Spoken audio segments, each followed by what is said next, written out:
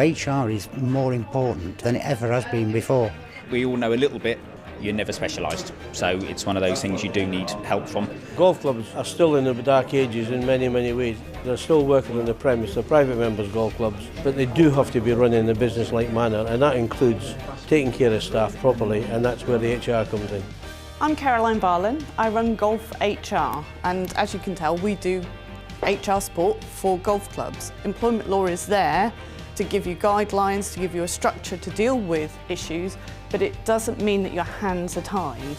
I've actually seen Carolyne present at other regions, and I've always been really impressed with how she presents. I thought the level and knowledge which came out and put across was absolutely excellent. The quiz is a good way of getting people on board. I think it was a very innovative way of getting everybody involved. I'd be astonished if people here haven't picked something up. I didn't realise political beliefs were a protected characteristic. I just thought that was up to you yourself, so it's always good to learn something like that. There's certainly a few surprises in the answers when I heard those. Retirement age, for example, I thought it was 65, but of course it isn't. What is the current default retirement age, the age at which you automatically stop working?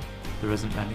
There isn't any. Perfect. Well done. It was abolished in October 2011. It's separate from the pension. Purely, they can work until they can't do the job anymore.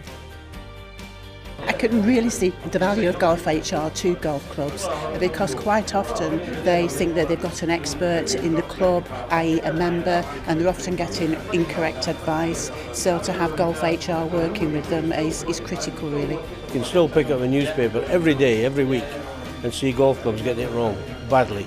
The big challenge for people like Golf HR is to try and get into golf clubs and let them know where they're going wrong. You need to talk to an HR company so you know all the updates and you get your documents and policies right, and there's somebody on the telephone just to give you a bit of advice. Without them, golf clubs could probably go under because of the costs. 16 years ago, they just fired people. And it was fine. Well, maybe it was 16 years ago, although I doubt that. But now you can't do that without paying a huge fine. Discrimination claims are uncapped. It's not based on how much they earn, it's based on the level of discrimination, which was 100% there. He could have been paying 10, 15, 20,000 to her if she'd gone to tribunal, and he would have had no defence whatsoever. The way golf clubs are set up with committees and boards changing every year, no other company would do that. She understands that, she knows the way around it, so I've signed up for the audit just to check what we're doing and not doing to make sure we're doing it right. Golf HR could save you a lot of money in the long run and save a lot of grief. HR is very important. If you get this process wrong, you could be fined up to an unlimited amount. So having that knowledge and expertise behind it is very important. You've all seen that employment law is not straightforward here, that there are tricks to it, that there's a lot of knowledge, there's a lot of legislation that changes regularly. So what you need to be aware of is that unlike in golf, you can't get a mulligan. If you do it wrong, you've done it wrong, it's all seen and there's going to be a fine. Having talked to Carolyne, I think she's got all of the answers nailed. It's as simple as that.